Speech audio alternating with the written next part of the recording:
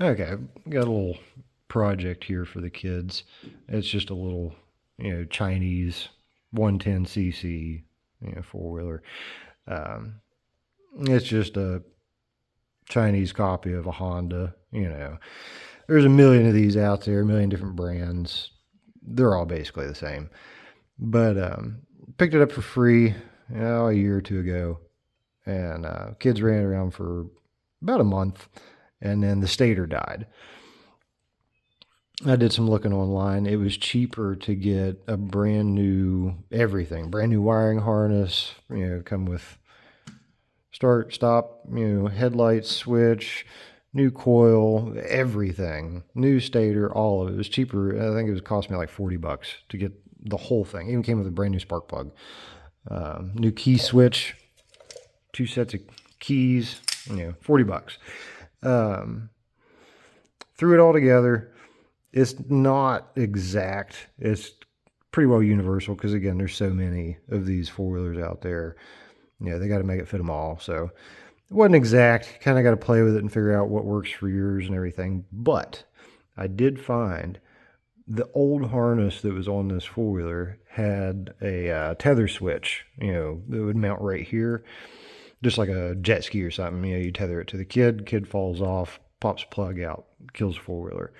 And it would have plugged in. It had a female connector on that switch that was on the four-wheeler.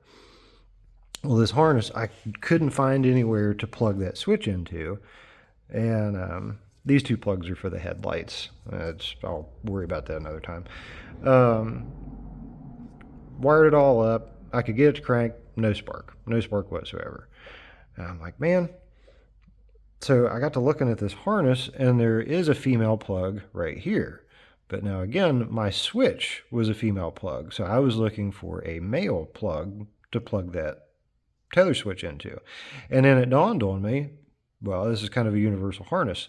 So just a heads up, if you're in the same boat, you got a Chinese four-wheeler and can't figure out, you bought a new harness, can't figure it out or anything, if you have a leftover random 2-wire plug on this end of the harness, I've got one on this end, but it's for like a trickle charger setup.